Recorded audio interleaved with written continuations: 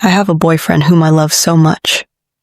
But something happened just last week that has left me more confused than ever about where we stand. He saw some chats on my WhatsApp and got upset exactly as I'd planned. The truth is, I actually wanted him to see those chats so that he would leave me. I know how that sounds, how twisted and manipulative it must seem, but I got to this point because of his inconsistency, because of the emotional whiplash that has become the defining feature of our relationship. It started about 8 months ago. Though looking back, the signs were probably there from the beginning. I just chose not to see them, blinded by the intensity of his attention when he wanted something from me. Every time we get intimate, and I mean every single time without fail, he stops picking up my calls. It's like clockwork. We'll have a beautiful evening together. He'll whisper all the right words, make me feel like I'm the only woman in the world, and then silence. The first time it happened, I thought maybe he was just busy with work. He's a software developer at a tech startup, and I know how demanding that can be. I made excuses for him in my head. Maybe he had a big project deadline. Maybe his phone died. Maybe he was giving me space because he thought that's what I wanted. But then it happened again, and again, and again. The pattern became so predictable that I could set my watch by it. Monday night, we'd be wrapped in each other's arms, and by Tuesday afternoon, my calls would go straight to voicemail. My messages would be left on read.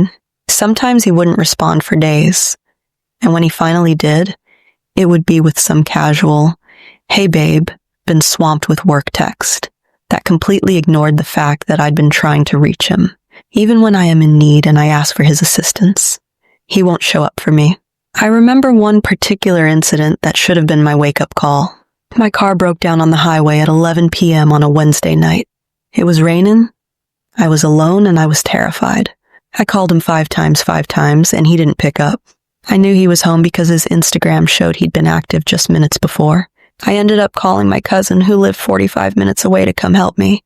When I confronted him about it the next day, he said his phone was on silent and he'd fallen asleep early. But I'd seen him posting memes on his story at midnight. The lie was so obvious, so carelessly constructed, that it hurt more than the abandonment itself. It showed me how little he thought of me, how little effort he was willing to put into even pretending to care about my well-being when it wasn't convenient for him. He only knows how to be caring and loving when he wants his needs to be met, when he's in the mood for company, for validation, for physical intimacy. He transforms into this attentive, charming person who remembers every little thing I've ever told him. He'll show up at my apartment with my favorite Thai food from that place across town. He'll send me funny videos throughout the day that he knows will make me laugh.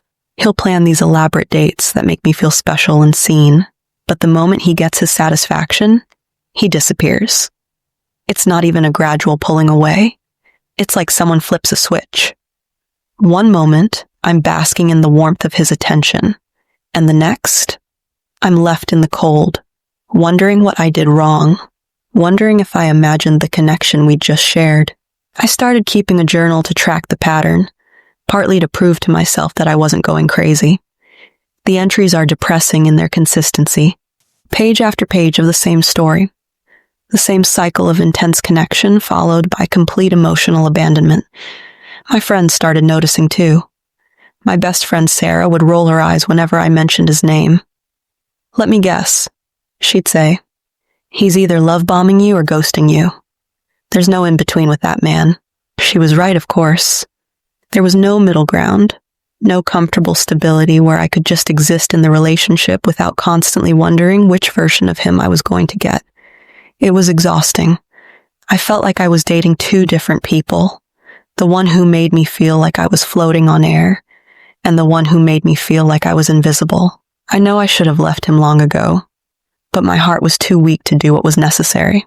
Every time I worked up the courage to end things, he would somehow sense it and show up with that version of himself that I'd fallen in love with. He'd apologize without really apologizing, make promises without really promising anything, and I'd find myself giving him another chance. The truth is, I was addicted to the highs. When things were good between us, they were incredible. He had this way of making me feel like the most fascinating person in the world. He'd look at me with these intense brown eyes, and I'd forget every ignored call, every unanswered text, every time he'd left me stranded emotionally or physically. My therapist called it intermittent reinforcement, the most addictive kind of behavioral pattern. Like a gambler at a slot machine, I kept pulling the lever, hoping for the jackpot of his consistent attention and affection. The occasional wins kept me hooked, even though I was losing more than I was gaining. That's why I wanted him to be the one to break up with me. I realized about a month ago that I didn't have the strength to walk away on my own. Every time I tried to have a serious conversation about our relationship, about my needs, about how his behavior was affecting me, he would either deflect with charm or disappear for a few days until I was so relieved to hear from him that I dropped the subject entirely. I needed him to be the one to end it because I knew I couldn't. And I felt the only way to do that was to let him think I was involved with other guys. It wasn't my proudest moment, realizing I was going to manipulate him into leaving me because I was too weak to leave him myself. But I was desperate. I was drowning in this relationship, and I needed a life raft, even if I had to build it out of lies. The plan formed slowly in my mind. I started accepting friend requests from guys I didn't know on social media. I responded to DMs that I would have previously ignored. I was careful at first, keeping things friendly but distant.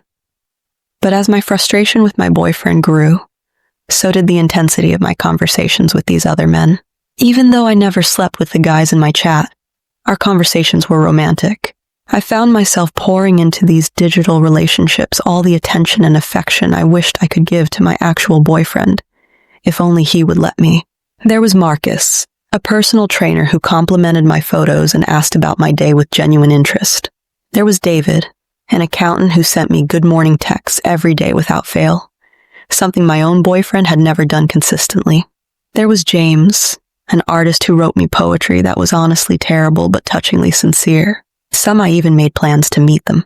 Coffee next Tuesday? I'd write knowing full well I had no intention of showing up. Can't wait to finally meet you in person. I'd respond to their eager messages, feeling a sick mixture of guilt and satisfaction. I encouraged their attention and flirted with them, playing a role that felt both foreign and frighteningly easy to slip into. I had no intentions to see them, but I needed my boyfriend to think something had happened or something was going to happen. So I left my phone unlocked on the coffee table when I went to shower.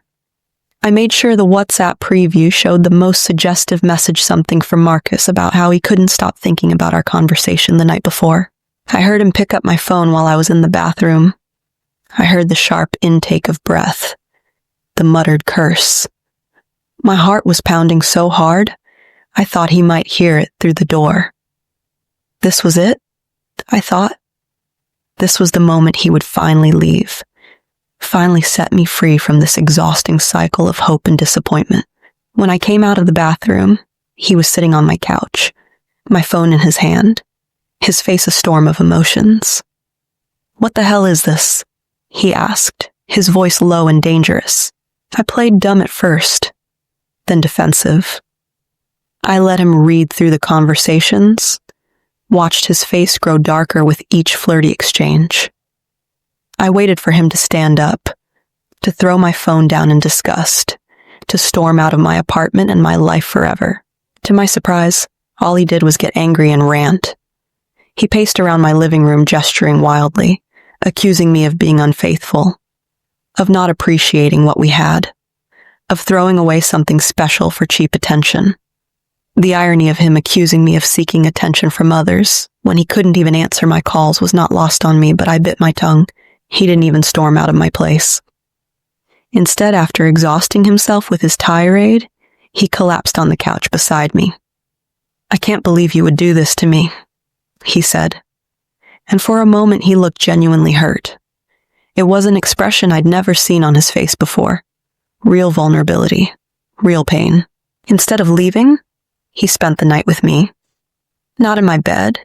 He made a big show of sleeping on the couch as some kind of punishment. But he stayed. I lay awake all night, staring at the ceiling, wondering what had gone wrong with my plan. Why wasn't he leaving? Why wasn't this the final straw I'd hoped it would be? The next morning was surreal.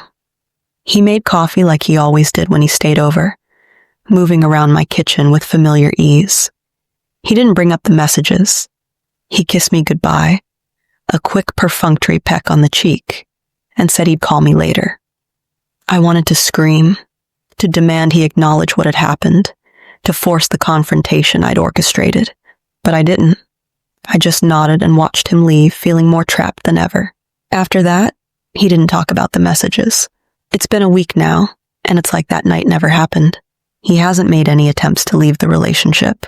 If anything, his behavior has become even more confusing.